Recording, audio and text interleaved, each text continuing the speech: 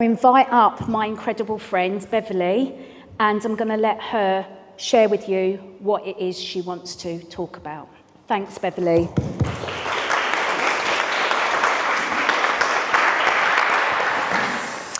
Good afternoon, everybody, and I'm just going to give you a little background, and I'm standing at this podium for now because it's important to me. I'm Beverley Ann, Fenlon for some of those of you who know. But I'm also proud to say that at the age of 4, I actually entered the care system under Bromley Council with a full care order. I remember the day that happened. I remember the police turning up in the Black Mariah, and I remember me and 2 siblings at that time going in the back of the Black Mariah. Now, I'm blessed. I'm the woman I am today because of the women that looked after me in 2 very different children's homes. I was fostered by my English teacher at 15. Sadly, it broke down at 16. I didn't know how to live in a normal family. I had no outward behaviour problems to the world, but internally there were a lot of issues within the family that I couldn't navigate.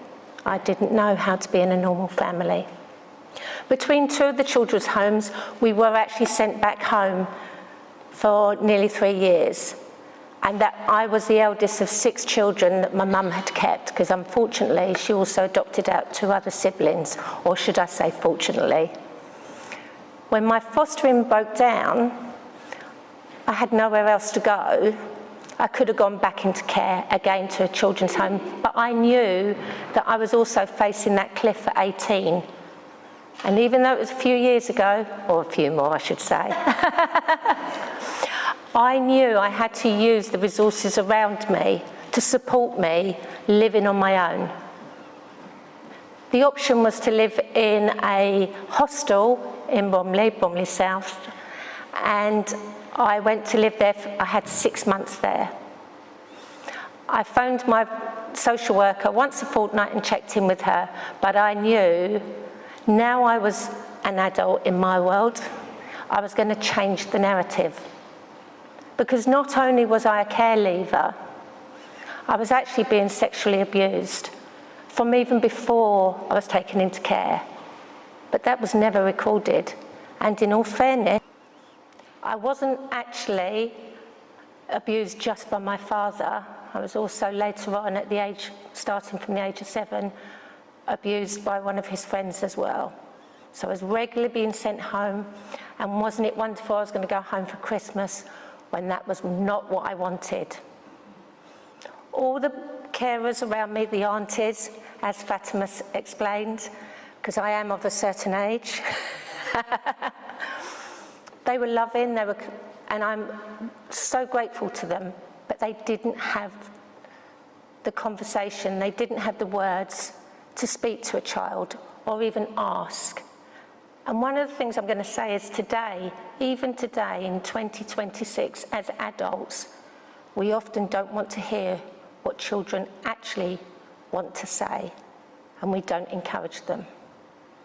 So at 16, that Christmas, I sat with 5 other vulnerable people around a Christmas table because we had nowhere else to go for that Christmas, and we put together a dinner.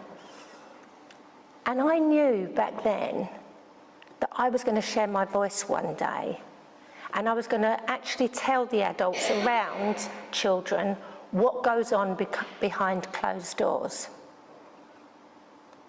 I dreamt, and even back then, that's why I'm standing here, that one day I would speak to a room full of people. I thought it was going to be the NSPCC because at that time, they really helped me.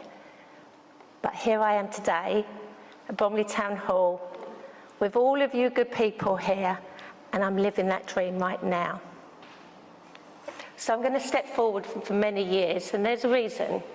Because growing up in care, I was often told a lot of negative things. I was asked a lot of negative things. At school, what did I do wrong? In life, you'll never amount to anything. No disrespect to anyone who's young, single, and a mum, but I was told that that was going to be my trajectory. or I was going to be an addict. Drugs, alcohol. I'm not saying I don't like a gin and tonic, I do.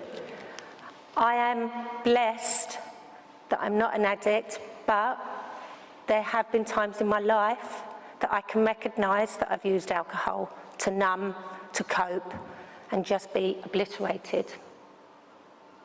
So I stand here today, and I'm very proud to say it, as a friend of Chris's, as an ambassador for her charity, as a co-host of a podcast that we both produce.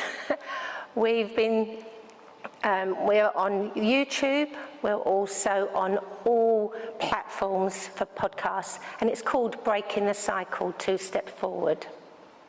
So, just quickly going back to when I was 16, I so wanted to stay on at school and learn. I've always had a thirst for learning, but I couldn't. Reality wouldn't let me. There was no way I could stay on and be a sixth former. Only girls from real homes can do that, or that's what I believed. So I did start my working life, and I supported other people. It's really amazing when you look back, or what people sometimes term as your shadow self.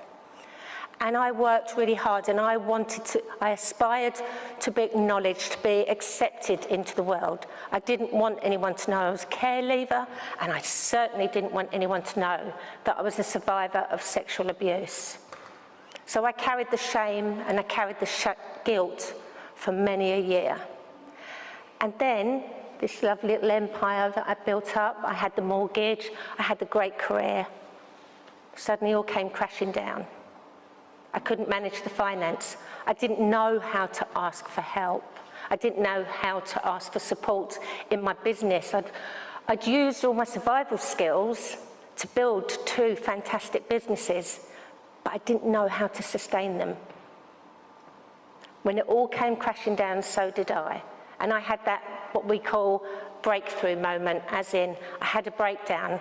But you know what? Reflecting back, I'm really pleased I did, because it stopped everything. And that came after a divorce. I've got 2 very wonderful children.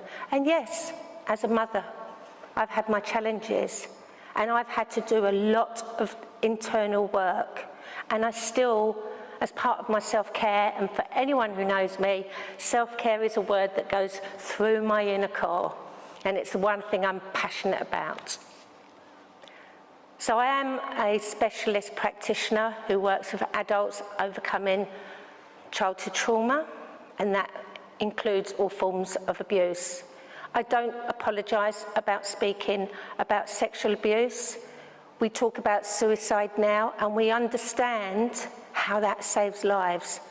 And I'm a big believer that we need to, as adults, be able to sit and listen to the uncomfortable things that children want to speak to us about, but they don't have the words.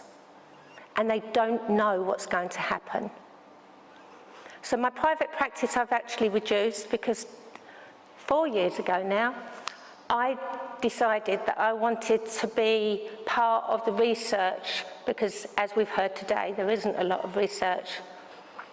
So I have been studying over the years, obviously, that's how I've become a specialist practitioner. And I've been studying for the last 4 years as a social scientist and researcher in psychology.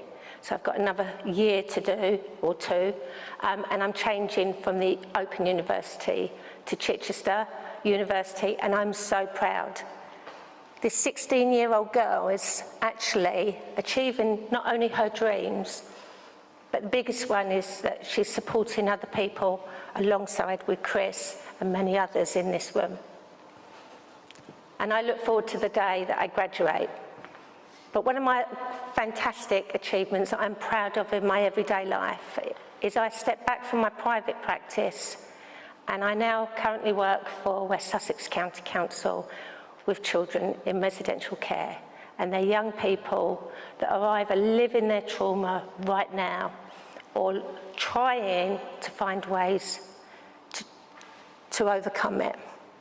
And one of the things I'm proud to say is, I say to them, I'm not going to apologise for our high expectations of you, because they need to hear that, and they are about to become our leaders of the future.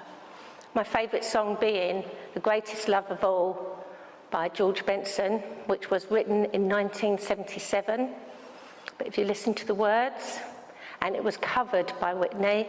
Sorry, Whitney, but everyone thinks it was Whitney's song. It wasn't. And it was actually a song for the film of Muhammad Ali, so there's a nice fact for you to take away. So on that note, I just want to say what Chris has brought together today is phenomenal. There's one person I'm going to mention. I didn't know she was actually going to be here today, but I sometimes support Chris when she's doing her workshops, if Lisa's unable to make it. And I've seen what actually happens at these workshops. So I think Lisa will agree when you're supporting Chris. The first week everybody walks in and everyone's nervous, what's going to happen, what am I going to be expected to say? And I think it's fair to say that everybody, just by turning up, is amazing. By about the third week, that's when the magic starts to happen. Can't shut them up. And that's when they start to feel safe, as you've heard words today with some of the other speakers that have spoken today. And that's when they become trusted. They trust each other. They trust Chris. They trust Chris from the beginning. One of the times I was there, I opened the door to people, and the first thing I say is, hello, I'm Beverley. And I do that because they don't know me. They may have heard of me, possibly. And this particular person, this day, walked in through the door. She said, I know who you are. So I said, oh, hello. She said, yes, I spent the summer last year in my garden watching every single video of you and Chris. And it's because of me watching the video of you two that made me come onto the course. And I didn't know she was going to be here, and I asked her permission, and she's allowed me to say it was Sarah.